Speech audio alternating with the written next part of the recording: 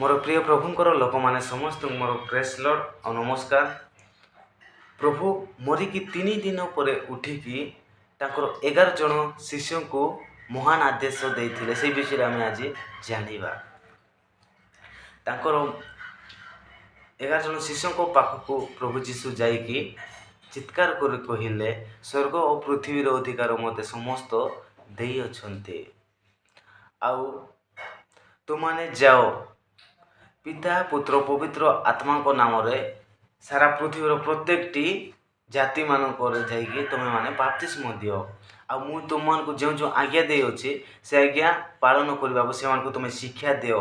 मु तुमको सहित जुगान्त हेबा पर्यंत अच्छी कहले। ए पृथ्वी शेष होगा पर्यंत प्रभुंकर आगमन होगा पर्यंत मु तुमको सहित अच्छी बोली ताके कहले।